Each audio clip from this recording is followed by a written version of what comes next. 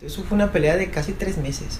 Entonces yo fui, lo primero que hicieron fue encerrarme, me quitaron celular, me quitaron de uno, ¿cuál delincuente ni qué delincuente? Ella es Aída Suárez y en el 2012 fue nombrada la primera mujer en llegar a la presidencia de la Organización Indígena de Antioquia. Aída pertenece al resguardo El Bolao de la etnia Zenú y lleva trabajando como líder para su comunidad y otros pueblos indígenas del país desde hace más de 30 años. Sí, Carolina. Para empezar, podemos comentar que Aída nació y creció en una región de Antioquia que se llama Urabá y desde que era muy niña encontró una pasión que marcaría su vida años después, la educación y la enseñanza. Recuerdo y mi mamá cuenta con momentos atrás que uno no recuerda, es que siempre jugué a ser la profe y siempre jugué a ser la que organizaba como las cosas de la casa. Y yo me acuerdo que eran como 3 veces en la semana yo era la profe, era como el martes, entonces sí, todo lo hacía, aún yo no estaba en el colegio. Y luego de eso ya cumplí como que la edad de estar en el colegio.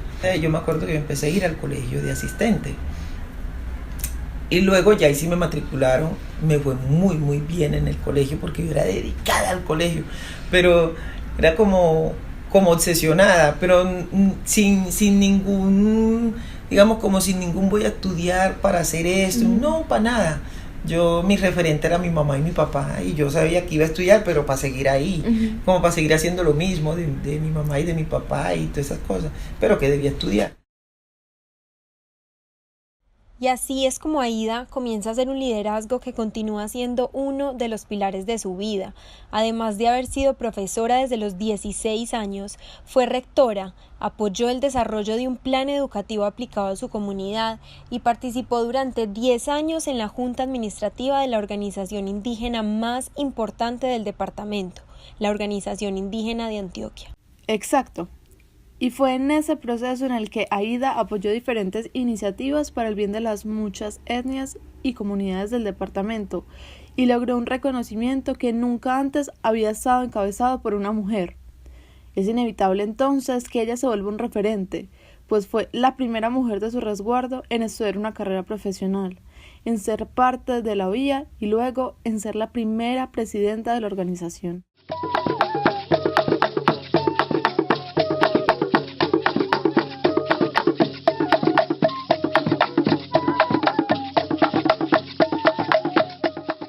Esto es importante mencionarlo porque la historia de líderes sociales indígenas está escrita en masculino. Ser una autoridad en un territorio indígena es una tarea relativamente nueva para las mujeres y sin embargo su lucha no cesa. A pesar de ser pocas, juegan un papel fundamental que las pone entre la vida y la muerte. Además, en el actual Congreso, de 268 legisladores, solo 54 son mujeres, es decir, la participación política femenina en Colombia es del 19,7%, y si hablamos de mujeres indígenas son pocos los nombres: Patricia Tobón Yugarí y Fanny Curie Castro. Y no resalta solo la poca presencia de voces femeninas, sino el hecho de que una mujer lideresa tiene más probabilidades de sufrir violencias previas que un hombre líder. Ella tiene 2 veces más probabilidades de ser torturada y un 13% más de chance de ser violada antes de ser asesinada que un hombre. Y esto son tan solo algunas de las cifras de las que habla Indepaz, una ONG que busca fortalecer desde diferentes frentes el desarrollo y construcción de la paz en Colombia. Y aunque el porcentaje de mujeres líderes en Colombia es relativamente bajo, las amenazas y asesinatos a los que son sometidas las mujeres indígenas en general son alarmantes. A esto se le suma la problemática de género que se vive en el país, con actos de violencia sistemática contra las mujeres y frecuentes casos de feminicidio. Es por esto que son contadas las mujeres indígenas que tienen un papel de autoridad en el país. Una de ellas es Gladys Elena Puerchambud, la figura máxima del Cabildo Indígena Universitario de Medellín, y conoce de primera mano lo que implica ser una líder indígena mujer. Culturalmente en nuestras comunidades indígenas hay un sesgo sobre el machismo, ¿cierto? Entonces, digamos que culturalmente las comunidades indígenas son machistas. A nivel nacional serán unas pocas las que se genere el matriarcado, mientras que en la mayoría de las comunidades indígenas a nivel de Colombia existe el patriarcado. Entonces es el hombre el que dirige las comunidades, es el hombre el sabio, el taita, el chamán, el abuelo sabio, el abuelo que tiene el conocimiento, el médico tradicional. Entonces por lo general son los hombres. Digamos que desde ahí se van generando esos líderes dentro de las comunidades indígenas. Entonces vemos como líderes al taita, al abuelo, al médico tradicional, al gobernador, y son pocas esas comunidades donde las mujeres pueden ejercer, digamos, estas tradiciones. Claro que aunque en la mayoría tenemos las parteras, las sobanderas, que también se diferencian, ¿no? Pero solamente son pocas las comunidades que de pronto realizan esta tradición cultural. En realidad sí hay una diferencia grande, pero es por la tradición cultural que tienen las comunidades indígenas, que vienen desde los ancestros. Sin embargo, hoy en día se está visibilizando mucho el renacer de la mujer indígena líder en todos los aspectos. Entonces antes no se creía entre las comunidades indígenas que podría haber una mujer gobernadora dentro de los pueblos indígenas. Hoy en día sí lo hay. La comunidad indígena Inga de Putumayo, por ejemplo, de Santiago Putumayo, antes no habían gobernadoras. Entonces ya a la fecha llevamos ya una gobernadora que ha marcado como la diferencia, aunque sigue siendo como el porcentaje más alto, que es el 90% han sido hombres y solo ha habido una sola gobernadora, pero yo creo que es la ventanita que se va abriendo a medida que pasa el tiempo, ¿cierto? Entonces yo creo que es más bien de cómo han sido culturalmente las tradiciones de las comunidades indígenas. Sin embargo, como lo mencioné anteriormente, el liderazgo ha crecido mucho a nivel nacional en cuanto a las mujeres. Antes no se creía lo que yo les decía en el aspecto político, que las mujeres podrían hacer incidencia, y hoy en día sí.